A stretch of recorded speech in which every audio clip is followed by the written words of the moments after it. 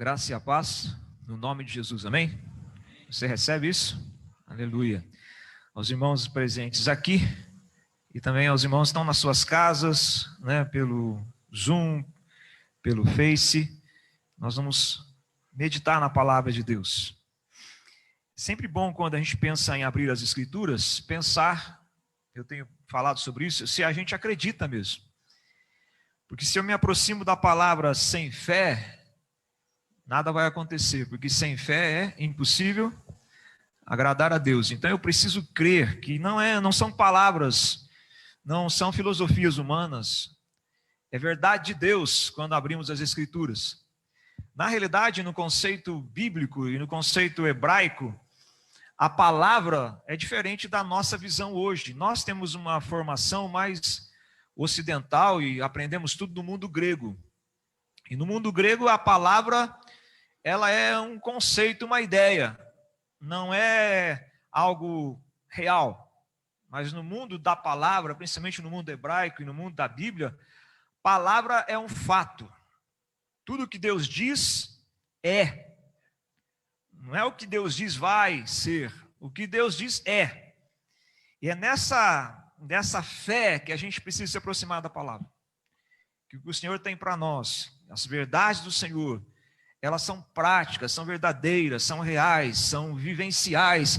A gente pode experimentar, a gente pode viver. Não é um conceito vago de uma filosofia humana. Amém? Então abra o seu coração e nos aproximemos assim da palavra. Em Apocalipse capítulo 2, vamos estudar um pouquinho aqui sobre o amor. O amor de Deus por nós, mas muito mais ainda. O amor, o nosso amor para com Deus. Apocalipse capítulo 2. Amém? Diz assim a palavra. A partir do verso 1. Escreva esta carta ao anjo da igreja em Éfeso. Esta é a mensagem daquele que segura na mão direita as 7 estrelas, daquele que anda entre os 7 candelabros de ouro. Sei de tudo que você faz, vi seu trabalho árduo, a sua perseverança, e sei que não toleras os perversos. Examinou as pretensões dos que dizem apóstolos e não são, e descobriu que são mentirosos. Sofreu por meu nome com paciência sem desistir. Contudo, tenho contra você uma queixa. Você abandonou o amor que tinha no princípio, ou o primeiro amor. Veja até onde você caiu. Arrependa-te e volte a praticar as obras que de início praticava. Do contrário, virei até você, tirarei seu candelabro e seu lugar entre as igrejas. Mas há isto a seu favor: você odeia as obras dos nicolaítas, que eu também odeio. Quem tem ouvidos para ouvir, ouça o que o Espírito diz às igrejas. Ao vitorioso darei o fruto da árvore da vida, que está no paraíso de Deus. Palavra do Senhor. Tem uma canção, não vou cantá-la aqui, só vou começar, que mexe muito com o meu coração, e no final dessa mensagem você vai entender.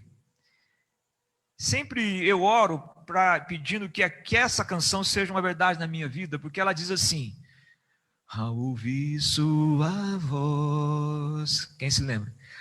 Ao sentir teu calor, só de pronunciar o teu nome, os meus medos se vão, minha dor, meu sofrer, pois de paz tu inundas meu ser. Jesus, que doce nome. Eu acho tremendo isso, porque esse autor dessa poesia, ele fala que o coração dele arde só de ouvir o nome de Jesus.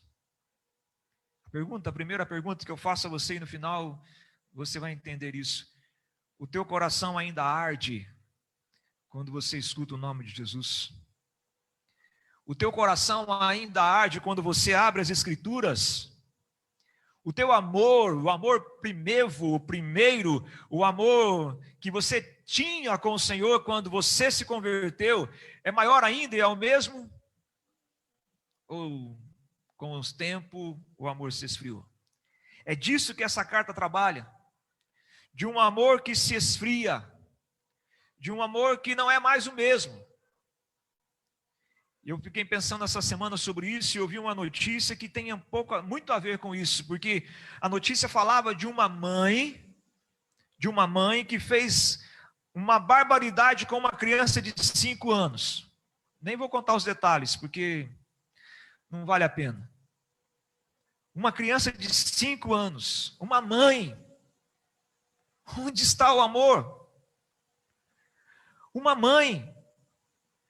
Ouvimos o relatório e aí notou isso, 42 milhões de crianças mortas ainda no ventre. Mães. Onde está o amor?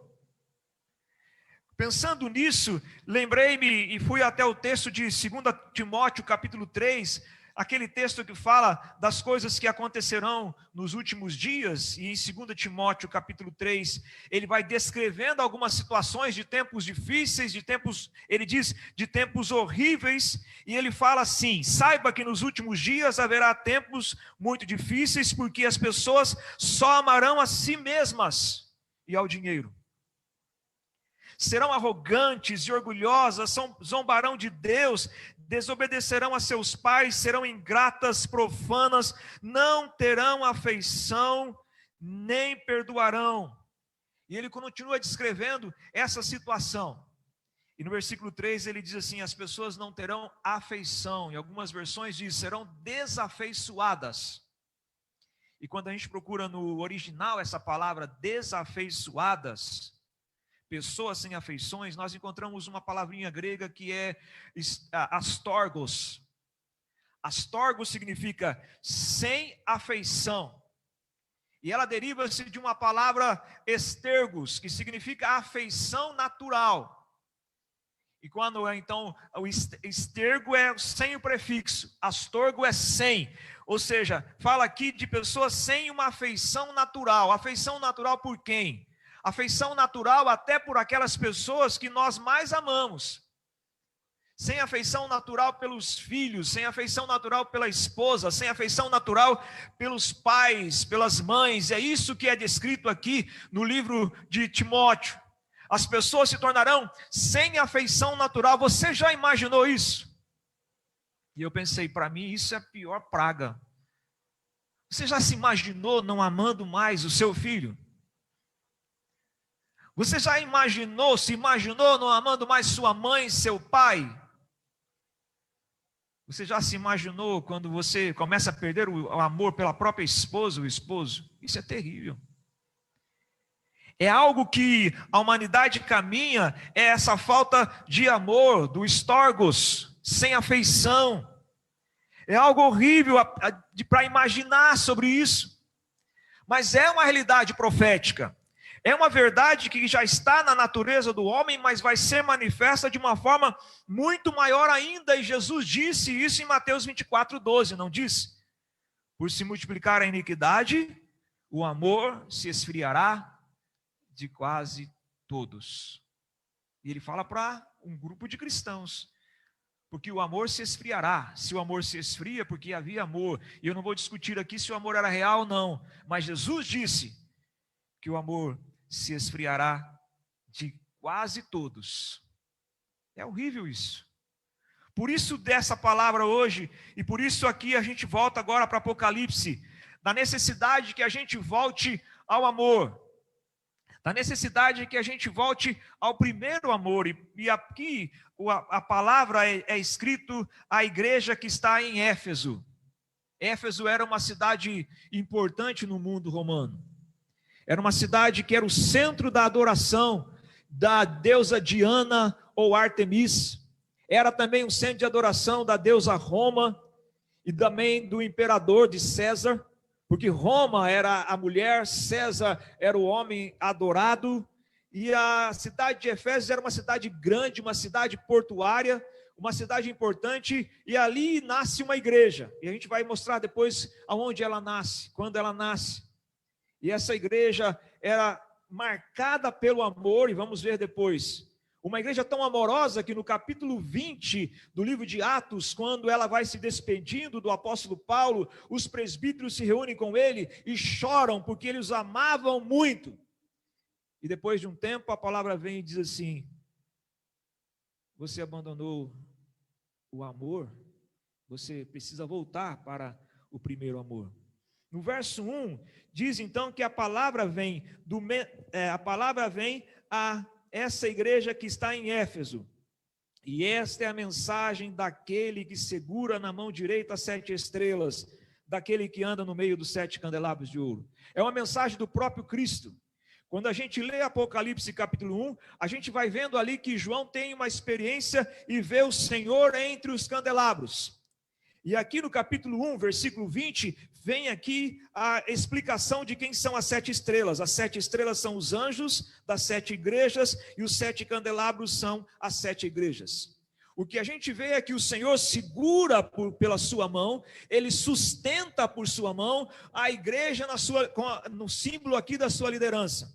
E Ele caminha, Ele anda entre o candelabro, Ele está no meio da igreja. No capítulo 1, logo no começo, quando João olha e ele vê aquele que vem, e ele vê ele poderosamente andando e caminhando no meio da igreja.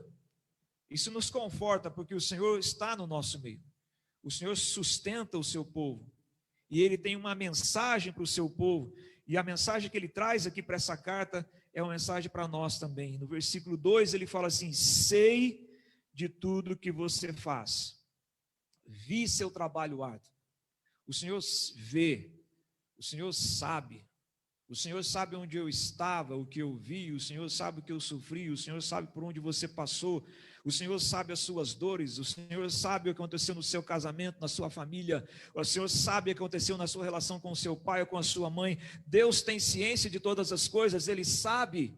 Ele está dizendo para aquela igreja: eu sei que vocês, olha o que ele diz, eu sei que vocês têm trabalhado arduamente, eu sei que vocês têm perseverado. E aqui no contexto, a igreja estava sendo perseguida, porque era perto dos anos 90, e havia uma grande perseguição para a igreja. Ele diz assim: eu sei que vocês têm trabalhado arduamente, que vocês perseveram, eu sei que vocês não toleram perversos, eu sei que vocês têm descoberto e revelado os falsos profetas, eu sei disso. E no versículo 6 ele diz: eu sei que vocês odeiam as obras dos nicolaítas, e eu também odeio. Era uma igreja que odiava o que Deus odiava. É isso que a palavra está dizendo. Era uma igreja que doutrinariamente equilibrada, era uma igreja ortodoxa, era uma igreja perseverante, era uma igreja que se firmou poderosamente no Senhor para suportar as perseguições, mas caiu. E caiu aonde? Caiu no amor. Vocês deixaram o primeiro amor. Lembra-te, arrependa-te e volta. E caiu ali, a ideia é pecado, porque caiu. É pecado porque precisa se arrepender. Se arrependa e volte. E a volta é a esperança, há a possibilidade de voltar. Não importa onde erramos, nós sempre podemos voltar pela graça de Deus. Ele convida para que eles voltem. Caiu da ideia de um lugar. Caiu também da ideia de um lugar mais alto, onde eles trilhavam. E digo a vocês, irmãos, que o monte, o lugar mais alto de cair, o topo mais alto de cair, é cair do amor. O pior abismo que a humanidade pode enfrentar e vai enfrentar não são apenas as pestes ou as guerras, mas a falta de amor. O ódio que vai ser implantado. Quando as pessoas, diz aqui a palavra, não terão mais afeição natural. Olha a preocupação do Senhor. Ele estava preocupado com esse detalhe. Para a gente era uma igreja firme, era uma igreja ortodoxa, era uma igreja perseverante, era uma igreja que lutava pela fé. E o Senhor diz assim, mas tem uma coisa, e aquela coisa para o Senhor era muito importante. Esquecestes, abandonastes o primeiro amor. E Paulo fala sobre isso em 1 Coríntios capítulo 13. Ainda que eu fale a língua dos homens e dos anjos, ainda que eu ofereça o meu corpo para ser dado ou morto, ainda que dê todos os meus bens aos pobres, se não tiver amor, nada serei. Porque o amor é a chave, porque Deus é amor. Então ele está dizendo para aquela igreja, vocês caíram do amor de um nível que vocês estavam. E para a gente entender então aqui esta carta nos anos 90, a gente precisa voltar um pouquinho para ver quem era essa igreja. E a gente volta, e se você quiser depois olhar, em Atos capítulo 18. Atos 18, quando a gente volta, a gente vê aquela igreja sendo plantada. E a igreja iniciou-se a obra ali através de Priscila e Áquila, que chegam àquela região. E eles começam ali, capítulo 18, quando você vai ler, no versículo de número 18, eles começam ali, eles vão chegando, 19, diz, chegaram ao porto de Éfeso, onde Paulo os deixou. Áquila e Priscila começam aquela igreja ali. No capítulo 19, depois, vai aparecer o apóstolo Paulo chegando àquela cidade. Diz a palavra de Deus assim, no capítulo 19, ele volta para a cidade a partir do versículo de número 8. Em seguida, Paulo foi à sinagoga. E Paulo chega versículo 1, enquanto Apolo estava em Corinto, Paulo viajou pelas regiões do interior, chegou até chegar a Éfeso, no litoral, onde encontrou alguns discípulos, e lhes perguntou, vocês receberam o Espírito Santo quando creram? Não, responderam eles, nem sequer ouvimos que existe Espírito Santo. E ali Paulo começa a orar por eles, eles são batizados com o Espírito, é uma igreja que nasce na força do Espírito. Ali a igreja começa a aparecer, constituída já. Eles não tinham ainda a direção e uma clara visão do que era andar no poder do Espírito, e ali eles recebem o batismo do Espírito Santo, eles recebem essa visitação do Espírito Santo. E se você continua lendo o capítulo 19, aquela cidade é totalmente invadida pela pregação do Evangelho, como era o centro da adoração de Ártemis, era um centro de magia, de todas as magias da deusa Roma. Aquelas pessoas começam a se converter, começam a fazer uma grande fogueira e queimam os seus livros, queimam os seus objetos de arte mágica. Há uma revolução naquela igreja, naquela cidade, de tal forma que as pessoas que viviam daquele comércio chama a reunião de toda a congregação da cidade, vão para o templo de Ártemis e Diana, e eles gritam durante 2 horas, salve Diana, rainha dos Efésios, porque aquela igreja impactou aquela cidade. Aquela igreja mexeu com as estruturas políticas, as estruturas espirituais daquela cidade. Aquela igreja incomodou, porque era uma igreja cheia do Espírito, que evangelizava. Era uma igreja que tinha cheia de amor pelo Senhor. É assim que ela nasce. Ela nasce no fogo de Deus. Ela nasce na paixão. Ela nasce na evangelização. Ela nasce no mover do Espírito Santo. Isso perto dos anos 60. E depois Paulo escreve para ela uma carta. E qual é? Tá fácil essa, né, irmãos? A carta aos Efésios. E a carta aos Efésios essa carta é escrita àqueles irmãos. É uma carta maravilhosa, porque a carta dos Efésios é a carta da teologia da igreja. Do alto nível da teologia da igreja, a carta que descreve a teologia da igreja. É a carta que mais fala do plano eterno de Deus para a igreja. E aquela carta vai dizendo que o Senhor abençoou aquela igreja, capítulo 1, versículo 3, com todas as sortes espirituais, de bênçãos espirituais. Aquela carta vai mostrando que a igreja tem um papel fundamental no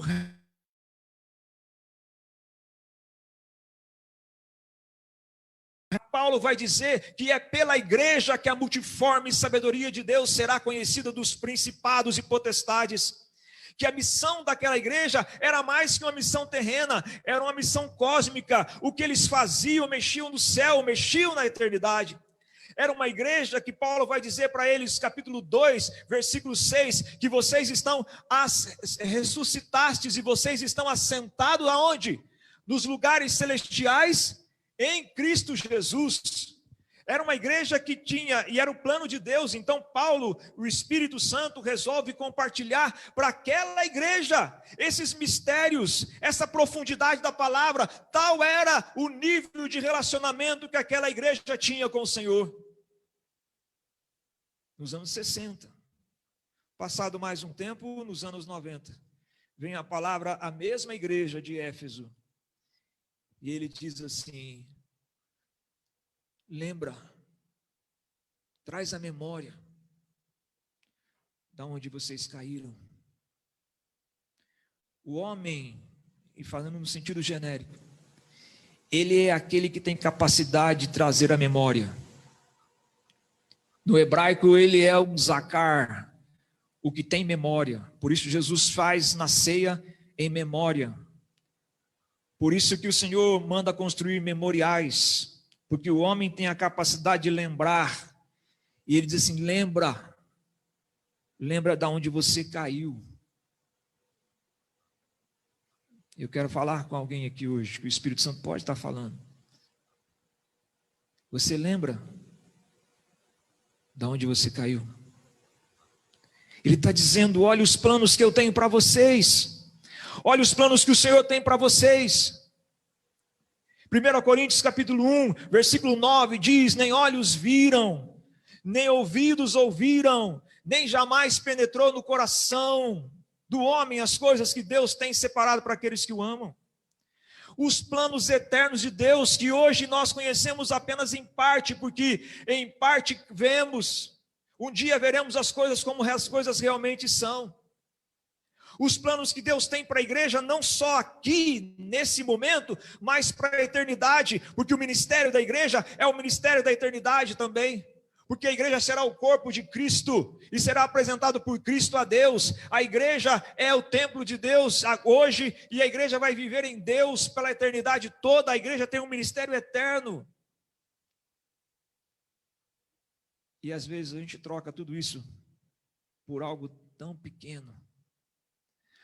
A gente troca o nosso casamento por algo tão pequeno.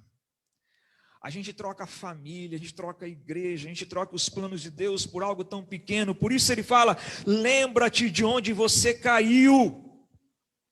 É uma queda. A pior queda é não amar. A pior queda é perder os vínculos mais afetivos que nós temos. O relacionamento com Deus é horrível se perdemos esse relacionamento, o relacionamento com aqueles que nós amamos. Por isso ele diz assim: lembra disso, e volta, e volta. Eu fiquei pensando, e ontem à noite eu pensei muito sobre isso. Eu li de novo, eu li várias vezes, já falei algumas vezes nesse texto, mas eu fiquei encucado com isso e perguntei para o Espírito Santo, e perguntando para Deus, e tentando entender ali, mas onde? Porque eles estavam dispostos a morrer pelo Senhor, diz o versículo 2, versículo 13. Algumas versões dizem que eles resistiram à perseguição por amor, não desistiram. Eles estavam dispostos a dar as suas vidas, eles mantinham a doutrina, eles combateram as heresias, eles ficaram firmes no meio de perseguições, e o que vivemos hoje aqui é nada perto do que virá. E eles ficaram firmes em meio às açoites e perseguições, e agora Jesus vem e diz para eles: vocês perderam o primeiro amor. Que amor é esse? Como assim? Como assim perdemos o primeiro amor? E depois de pensar muito, e eu sei que muitos já falaram sobre isso, tem outras abordagens, eles tinham um amor parecido com o que nós temos hoje, um amor calejado. Eles tinham um amor que era, na realidade, um amor formal e um amor reativo, um amor capaz de suportar, um amor que resistia até as perseguições, mas eles perderam o amor puro, o amor suave e um amor ativo, porque depois Jesus vai dizer para eles: voltem a praticar as primeiras obras. É porque ali eles resistiram, mas a dureza e uma capa muito grossa, aquele lombo, né, grosso de tanto levarem chicotadas, eles ficaram com esse amor, queridos, que é o amor que às vezes nós temos pelo Senhor. Muitos de nós, apesar de todas as lutas, não vamos abandonar o Senhor. Muitos de nós, até que estamos em nossas casas, estão até desanimados, mas amam o Senhor e não vão abandoná-lo. Eles têm esse amor que reage. Mas o Senhor está chamando a gente para ter aquele amor de novo, o amor que é um frescor, um amor que é a paixão, o amor que arde o coração da gente de novo quando escuta a palavra, quando adora, quando se reúne. O amor que invade o seu coração e o nosso coração quando adoramos ou ministramos. É o amor, aquele amor que é novo. É esse tipo de amor que ele estava falando. Às vezes também perdemos esse amor na família, no casamento, tantas lutas, incompreensões, ficamos casca dura, grossa. E perdemos essa paixão. Você lembra dos começos do seu namoro, né? Lembra, Cadu? Lembra, Ione? Arione, lembra? Você lembra? Eu saía de Apucarã, comecei a namorar a Gleice, ia para uma cidade, Arapongas, né? Uma vez por 4 anos eu fiquei no exército, saí como sargento, fui até cabo e saí como sargento. Eu lembro uma vez que nós fizemos uma marcha, que era uma marcha chamada de guerra, 32 quilômetros, com mochila e correndo. E quando eu chegava, o que eu ia fazer? Dormir. Pegava um ônibus e ia para onde? Para ver a namorada. Paixão. Aquela coisa que é... E você deve ter as suas histórias também. Aí o tempo vai passando. As lutas vão chegando. A gente ama. E quando a mulher pergunta, ou o homem pergunta para a mulher, não, eu amo. É claro, trago comida, até dou a minha vida por você. Mas isso basta? E aquele amor novo, fresco, aquela frescura do amor, que ao ouvir a voz, que ao olhar a foto, o coração balança. É isso que ele está falando aqui. Aquela igreja, eles tinham esse amor, mas faltava-lhes esse amor que é o amor primevo, o primeiro. É como a nascente de um rio. Aquela água que sai, aquela água pura que sai na nascente lá do rio Tietê. E que sai daquela nascente e vai passando pelo seu percurso e vai encontrando por São Paulo e vira aquela confusão toda, aquela água vai chegar no mar. Vai chegar no mar e no destino. Nós também, em Cristo, chegaremos lá no céu, pela graça, porque não é por obras, não é porque eu amei mais ou amei menos, mas no meio do caminho, perdemos essa doçura, essa paixão. Nem gostamos muito da palavra paixão. E por muitos anos nós dissemos, Deus não quer paixão, Deus quer amor. Paixão é amor, porque a paixão é a paixão de Cristo. É o fogo de novo que o Espírito traz. É a vontade de servi-lo, não apenas na marra, e não apenas na obrigação, que isso também tem o seu lugar, mas é a vontade de estar com Ele, de falar com Ele, de orar, de caminhar com Ele. É isso que a palavra está dizendo que aquela igreja perdeu, é aquele amor primeiro, e se endureceram por causa da vida. Irmãos, isso pode acontecer conosco. Tantas coisas acontecem nas igrejas, nos ministérios que passamos. Eu estou com 30 e poucos anos de ministério, tantas coisas já vi, tantas coisas machucam, e a gente machuca tantas pessoas, e tantas decepções, e a gente vai ficando aquele crente que a gente fala, não, sou a pessoa hoje equilibrado. E Jesus pode olhar para você e falar, eu sei disso, eu sei que você luta, eu sei que você tem trabalhado arduamente por mim. Eu sei que você tem resistido às todas as provações, as tentações, e você tem lutado pela verdade do evangelho. Eu sei que você nem suporta muitas mentiras que são ditas aí nas mídias, e quando você vê às vezes uma pessoa pregando, você diz, olha, que você até sente uma certa, você fica meio chateado e até enojado com algumas pregações. Você tem tudo isso. Mas e o amor? E a paixão por mim? Me lembro daqueles discípulos no caminho de Emaús. Lucas capítulo 24. Lucas 24, nós encontramos os discípulos que voltam desanimados, estavam em Jerusalém, assistiram e participaram de toda a situação da morte de Cristo. Ele foi crucificado, os discípulos voltam de Jerusalém para Emaús, e eles estão conversando os dois entre si. E Jesus aparece no meio deles, eles não o reconhecem, ele começa a conversar com eles não entendem, e eles começam a dizer assim, e Jesus pergunta, o que aconteceu? Você é o único que não sabe o que aconteceu? E eles começam a contar, e Jesus então abre as escrituras e fala para eles, mas era necessário que isso acontecesse.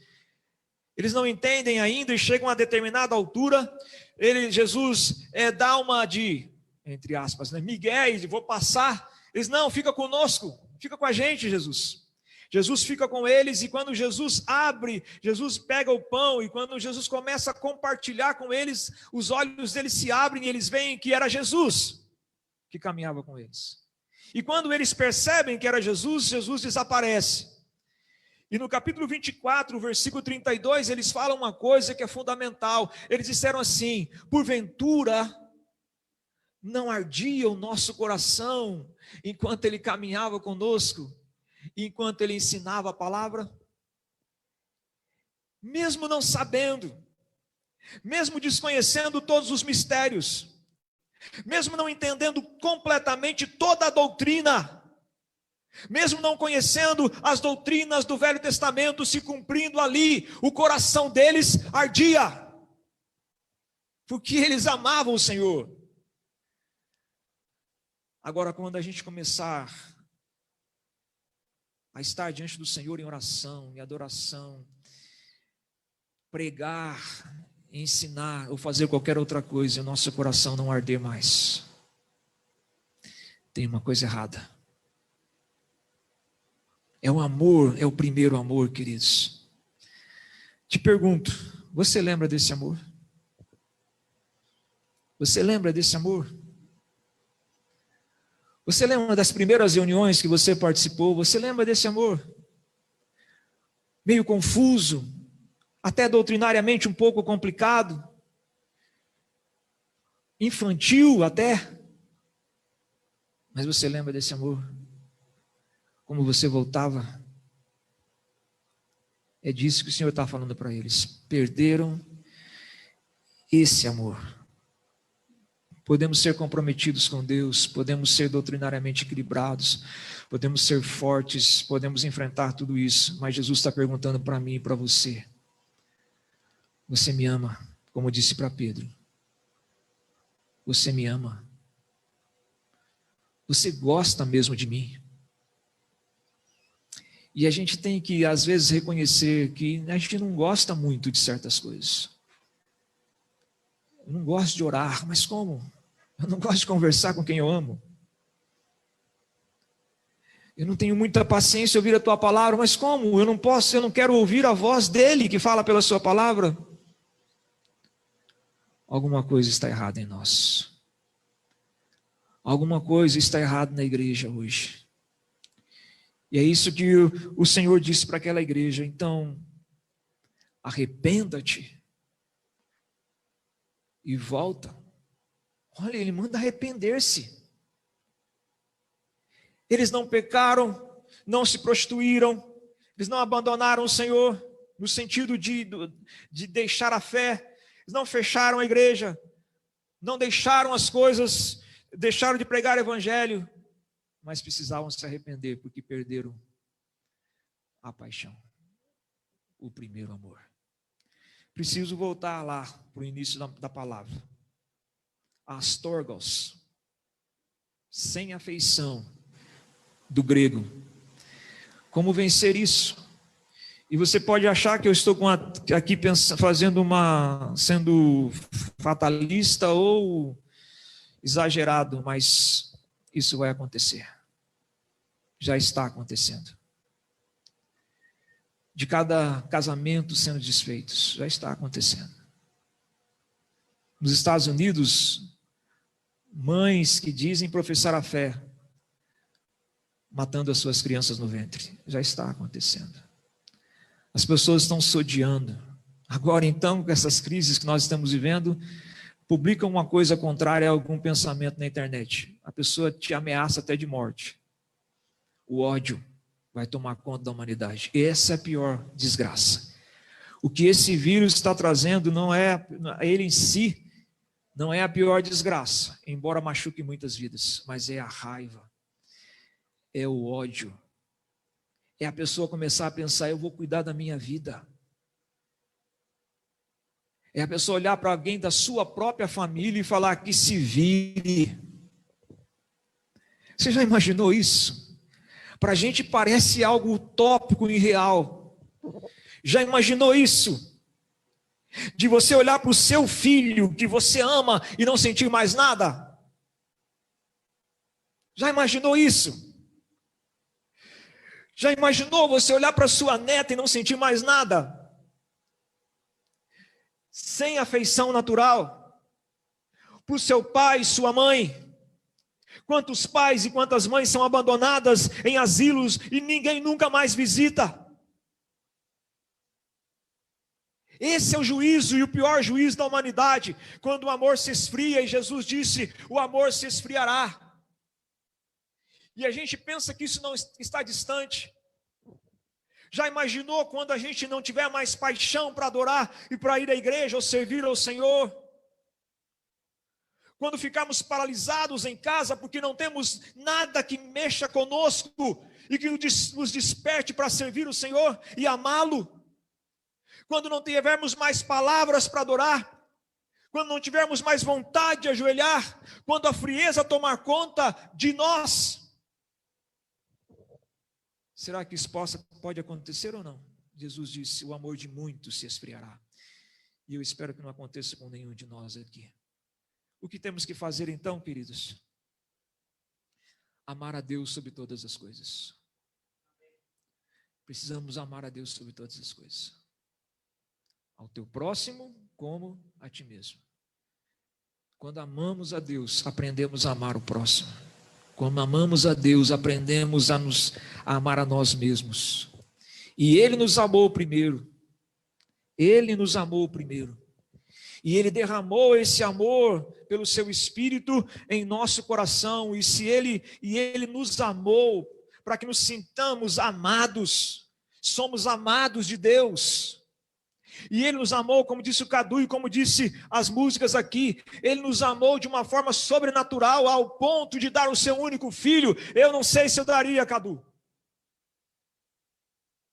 mas Ele deu o seu único filho por mim e por você. E é nesse sentimento de amor que a gente vai ter forças para amar a nossa esposa, o esposo, a família, os que precisam e o mundo. É nesse mover do amor. E é nesse mover do amor que a gente tem que se entregar e dizer, Senhor, põe de mim de novo a paixão por Ti. para que eu não me perca nesses tempos odiosos e eu volte a te amar mais do que todas as coisas, porque quando eu te amar mais que todas as coisas, eu vou amar minha família. Eu vou ter força para amar meu filho que não faz o que eu gosto. Eu vou ter força para amar o meu pai que não me compreende, porque o teu amor será derramado no meu coração. É desse amor que precisamos, irmãos. É desse amor que precisamos. É isso que Apocalipse diz. Você abandonou o primeiro amor. Volta, ouça, depois terminando, ouça o que o Espírito diz às igrejas. A palavra, e aqui eu volto àquele conceito que falei no início. Ouvir é colocar em prática, não é só escutar, no conceito bíblico. Ouça coloque em prática, e você vai comer da árvore da vida que está no paraíso de Deus. A árvore que não podemos comer, porque o homem escolheu comer a árvore do conhecimento do bem e do mal. Nós vamos experimentar a vida de Deus totalmente. E como posso ver isso hoje? O seu Espírito quer derramar o seu amor em nossos corações. Mas é preciso arrependimento. Arrependa-te e volta. O Senhor tem me dado algumas canções. Nessa pandemia, semana passada eu cheguei a 90 músicas que Deus deu durante a pandemia. E uma delas fala do amor, e ela mexe comigo porque sempre estou cantando. Vou cantar um pedacinho só para vocês. A pergunta é: quem sou eu para merecer o teu perdão? Quem sou eu? Aí vai. Depois no estribilho diz assim: sou alvo do seu amor, culpado por sua paixão, nada sou para merecer tanto amor, tanto amor. Você é alvo do amor de Deus. Sou alvo do seu amor. Somos culpados pela paixão dele. Culpados por tua paixão. Nada sou para merecer tanto amor. Tanto amor. Vamos orar. Ouça o que o Espírito está dizendo para você hoje, irmão. Talvez você tenha perdido o amor pela sua esposa, por sua família, por seu esposo. O Senhor está dizendo para você voltar a amá-lo profundamente. Volte a amar a Deus e o amor voltará. Porque Deus é a fonte de todo amor. Talvez, queridos, a gente está perdendo essa paixão pelo Senhor, com tantas lutas, e agora com a pandemia. Volte a amar o Senhor poderosamente. Renove a sua aliança com Ele.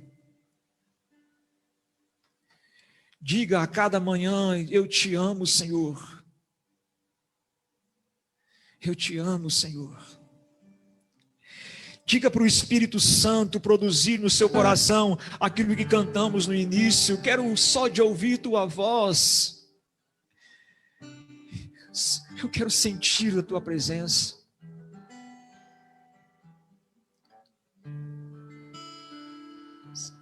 Clame ao Senhor por isso, irmãos. Antes que a frieza invada o seu coração.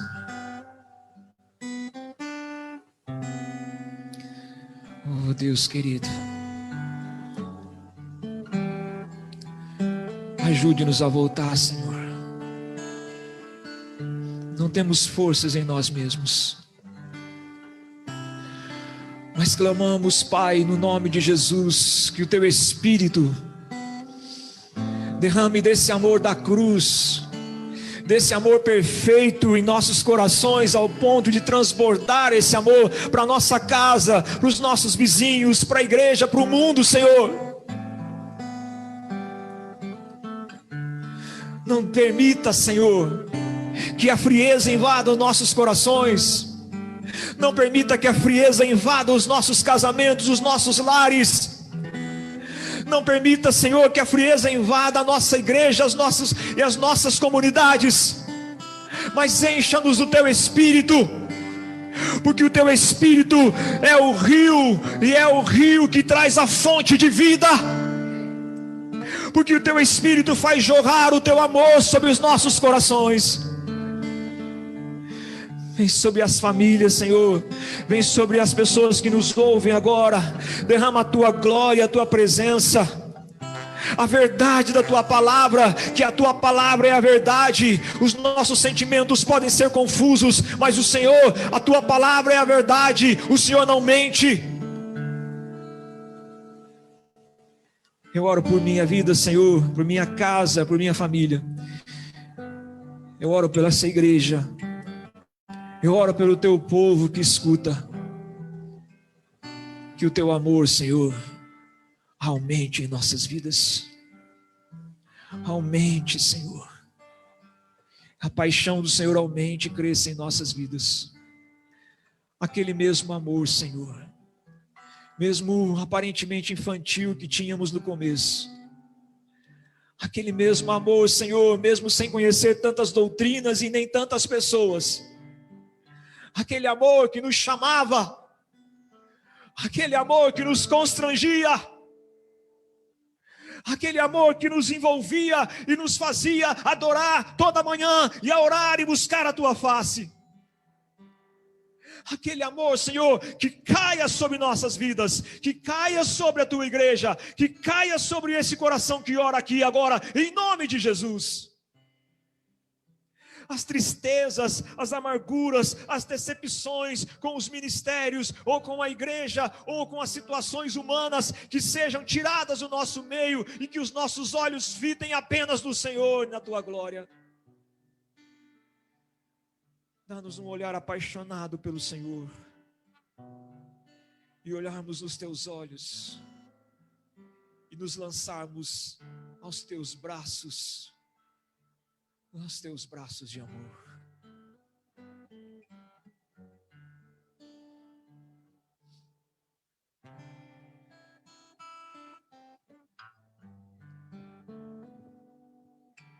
Jesus.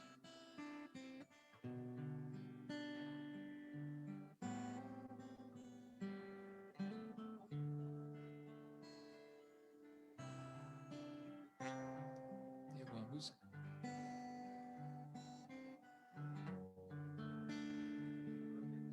Você colocou no seu coração? Só vamos cantar mais uma canção e eu quero dar mais um tempo para que a gente esteja orando e vamos depois chamar o Cadu para o encerramento. Ouça o que o Espírito tem dito a você hoje. Você que está aqui, não saia daqui. Não saia daqui frio, mas saia daqui cheio, aquecido pelo poder do Espírito. Eu não conheço a vida das pessoas que estão me ouvindo nem aqui, nem na internet. Talvez o seu casamento